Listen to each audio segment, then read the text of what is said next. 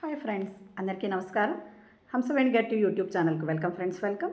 ఇంతవరకు ఎవరైనా నా ఛానల్ని సబ్స్క్రైబ్ చేసుకోకపోతే please subscribe my channel friends. మరి ఈరోజు జూన్ 5వ తారీఖున మరి వరల్డ్ ఎన్విరాన్మెంట్ డే, ప్రపంచ పర్యావరణ దినోత్సవం. ఐక్యరాజ్య సమితి 1973లో ఈ పర్యావరణ దినోత్సవంని ముందుకు తీసుకొని వచ్చింది ఫ్రెండ్స్. ఎందుకంటే కాలుష్యము ఎక్కువైపోతూ ఉంది కదా ఫ్రెండ్స్. దీనితో ప్రతి ఒక్కరూ దీన్ని నిర్మూలించడానికి అన్ని దేశాలు కలిసి అన్ని దేశాలు వాళ్ళు అంటే చర్యలు తీసుకుంటారు అన్న ఉద్దేశంతో ఈ దినాన్ని ప్రకటించింది ఫ్రెండ్స్. మరి ప్రస్తుతం మనం ఎలా ఉన్నాము అంటే మన కూర్చున్న చెట్టు కొమ్మని మనమే నరుక్కునేటట్లు ప్రవర్తిస్తూ ఉన్నాం కదా ఫ్రెండ్స్. మరి మనకు ఎంత భూమి ఉందో దాంట్లో 33% అడవులు ఉండాలి. కానీ అలా ఉంటూ ఉన్నాయా ఫ్రెండ్స్? ఎక్కడ అడవులను కొట్టేస్తూ ఇండ్లు కట్టేస్తున్నారు. జనాభా ఎక్కువైపోతూ ఉంది. పొగ కాలుష్యము, శబ్ద కాలుష్యము, మరి గాలి కాలుష్యము ఎన్నో విధాలుగా మరి మానవాళిని ఇబ్బంది పెడుతూనే ఉన్నాయి. ఆరోగ్యాలు దీనివల్ల చెడిపోతూ ఉన్నాయి. కాబట్టి ప్రతి ఒక్కరూ మన ప్రభుత్వమే కాకుండా మనకు తగినట్లుగా మనం కూడా చక్కగా సహాయాన్ని అందించాలి. మరి ప్రస్తుతం ఏం చేస్తూ ఉన్నాం ఫ్రెండ్స్? ప్లాస్టిక్ కవర్స్తో ప్రతి ఒక్కరూ వాడుతూ ఉన్నారు. కానీ వాటికి ఇంత మందం ఉండాలి అనేది నిపుణులు సూచించారు. కానీ మరి ప్రభుత్వాన్ని మోసం చేస్తూ మరి అమ్మడము, అంగడి వాళ్ళు వాటిని కొని మరి ప్రజలు కూడా అదే పని చేస్తున్నారు. ఎంతసేపు ప్రభుత్వమైనా ఫ్రెండ్స్ మన మీద బాధ్యత అనేది కూడా ఉంటుంది కదా. కాబట్టి మనం కూడా అటువంటి వాటిని కొనకుండా ఉండాలి ఫ్రెండ్స్. అది అలా మనం కూడా మన ప్రభుత్వానికి మనము కూడా ఆ పర్యావరణానికి సహాయం చేసిన వాళ్ళం అవుతాం కదా ఫ్రెండ్స్. మరి 33% ఉండాలి అని ఐక్యరాజ్య సమితి ప్రతి భూభాగం అంటే ప్రతి దేశంలో ఎంత భూభాగం ఉందో అంత, అంటే జనాభా లేదు, చెట్లను కొట్టేస్తున్నారు. అలా కొట్టివేయడం వల్ల ఏమవుతా ఉంది?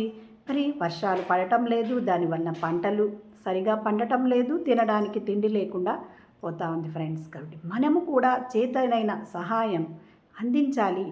మరి అప్పుడే కదా పర్యావరణం బాగుంటుంది. మరి మనం మొట్టమొదటిగా చేయవలసిందేమి? ప్లాస్టిక్. ఆ ప్లాస్టిక్ చాలా పలచగా ఉండే ప్లాస్టిక్ని మనము కూడా కొనకూడదు, వాడకూడదు ఫ్రెండ్స్.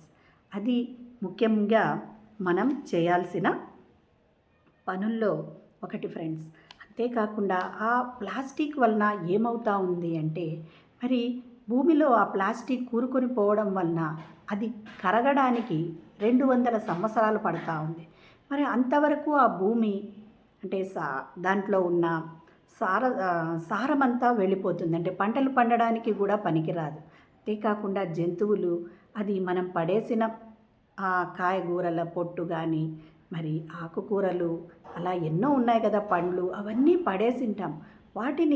వాటితో పాటు తినడం వలన ఎన్నో జంతువులు కూడా చనిపోతూ ఉన్నాయి కదా ఫ్రెండ్స్. మరి మన ధర్మం మనం నిర్వహిస్తున్నామా?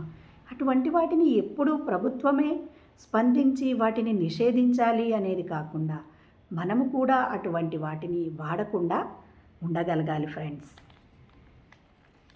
అవునా ఫ్రెండ్స్? మరి అంతేకాకుండా ఇంధనాన్ని కూడా మనము పొదుపు చేయాలి. మరి సైకిల్ ప్రపంచ దినోత్సవం గురించి మనం తెలుసుకున్నాం. సైకిళ్ళు ప్రస్తుత పరిస్థితుల్లో ఎందుకు ఉపయోగిస్తున్నారు అంటే ఎక్సర్సైజ్ చేయడానికి ఉపయోగిస్తూ ఉన్నారు. కానీ కొన్ని కంపెనీస్ కూడా, కార్పొరేట్ కంపెనీస్లలో చాలా పెద్ద గ్రౌండ్స్ ఉంటాయి కదా ఫ్రెండ్స్. అక్కడికి లోపలికి వెళ్ళినాక ఆ సైకిల్స్లో వాళ్ళు లోపల ఆఫీసుకి చేరుకోవడానికి ఉపయోగిస్తున్నారు. అలా ఎంతోమంది మనము ఈ కాలుష్యము అంటే పొగ కాలుష్యాన్ని నిర్మూలించడానికి మరి సైకిల్ని వాడచ్చు కదా ఫ్రెండ్స్. చిన్న చిన్న పనులకు దగ్గరగా ఉన్న వాటికి సైకిల్ని వాడచ్చు. మరి వయసులో ఉన్నవాళ్ళు వాటిని వాడడం వలన మరి హెల్త్ బెనిఫిట్ ఉంటుంది. మరి పర్యావరణానికి కూడా మనము సహకారాన్ని అందించిన వాళ్ళం అవుతాం కదా ఫ్రెండ్స్.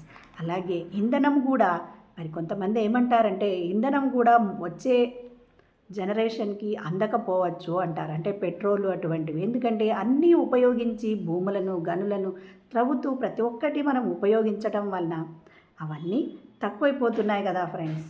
కాబట్టి మనము వాటిని పొదుపుగా ఉపయోగించాలి. మరి అవసరం లేని చోట నడకను ఉపయోగిద్దాం.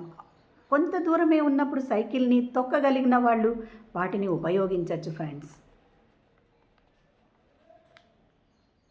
మరి అడవుల ప్రాధాన్యతను కూడా గుర్తించాలి. మరి చిన్నగా ఉన్నప్పటి నుంచి మనం విద్యార్థి దశ నుంచి దీనిని మనం పిల్లలకు నేర్పించాలి ఫ్రెండ్స్.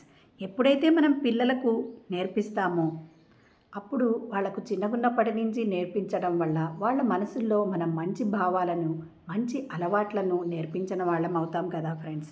అలాగే మనకు ప్రభుత్వం కూడా ఎంతో కాలుష్య కారణాలపై ఎంతో దృష్టి సారిస్తూ ఉంది. మరి స్వచ్ఛంద సంస్థలకు ప్రభుత్వం కూడా సహాయం చేస్తే బాగుంటుంది.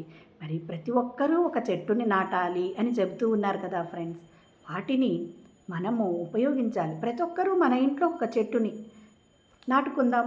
మనం కుంపట్లలో వేద్దాం భూమి లేకపోతే. మరి ఇంకొక విషయం, ఎండాకాలము ఇప్పుడు మామిడి పళ్ళ సీజన్ కదా ఫ్రెండ్స్. చక్కగా మామిడి పళ్ళు తిన్నాక ఆ ఇత్తనాల్ని మనము వేరే ఊర్లకు వెళ్ళినప్పుడు కానీ లేదా ఏదైనా ప్రయాణాలు చేస్తూ ఉన్నప్పుడు కార్లలో కానీ బస్సుల్లో కానీ వెళుతూ ఉన్నప్పుడు వాటిని అలా విసిరి వేస్తే మన మన ఊరికి మధ్య త్రోద్దావలో మరి పొలాలు అనేవి అడవుల్లాంటిది చెట్లు ఉంటాయి. అక్కడ విసిరివేయడం వల్ల అవి వర్షానికి మొలకెత్తి మరి చెట్లు కూడా మొలుస్తాయి. కాబట్టి ఫ్రెండ్స్ మనం చక్కగా మరి సహాయం చేద్దాం పర్యావరణము శుభ్రంగా ఉండడానికి. అలాగే మనము కాగితంతో చేసిన కవర్లను అలాగే వెదురు బుట్టలను మరి వాటిని వాడడం వల్ల ప్లాస్టిక్తో తయారు చేసిన కవర్స్ కాకుండా బట్టలతో చేసిన కవర్లని వాడడం ఎంతో మంచిది. వీటినన్నింటినీ మనము పాటించాలి. ఎంతసేపు ప్రభుత్వమే కాదు ఫ్రెండ్స్, మనమే వాటిని వాడకుండా ఉండేటట్లు మనం ఇతరులకు చెప్తూ మనం కూడా అలాగే ఉండాలి. చిన్నగున్నప్పటి నుంచి పిల్లలకు కూడా నేర్పించాలి ఫ్రెండ్స్. మరి ఈ రోజు నుంచి మనం ఈ సంకల్పాన్ని మొదలు పెడదామా మాస్టర్స్? మరి అలాగే ధ్యానం ఎలా చేయాలి? చక్కగా సుఖాసనంలో కూర్చోవాలి, వేళ్ళలో వేళ్ళు పెట్టుకోవాలి. పైన కూర్చున్న వాళ్ళైతే కాళ్ళు రెండు క్రాస్ చేసుకోవాలి, వేళ్ళలో వేళ్ళు పెట్టుకోవడం, మన సహజమైన శ్వాసను గమనించడం. కళ్ళు రెండు సుతారంగా మూసుకొని మన సహజమైన శ్వాసను గమనించడమే ధ్యానం ఫ్రెండ్స్. ధ్యానం ఎంతసేపు చేయాలి అంటే మన వయసు ఎంత ఉంటుందో అన్ని నిమిషాలు మనం ఖచ్చితంగా ధ్యానం చేయాలి ఫ్రెండ్స్. అవునా ఫ్రెండ్స్? మరి ధ్యానం చేద్దాం, ధ్యాన ప్రచారం చేద్దాం, ఆనందంగా ఆరోగ్యంగా జీవిద్దాం ఫ్రెండ్స్. Thank you.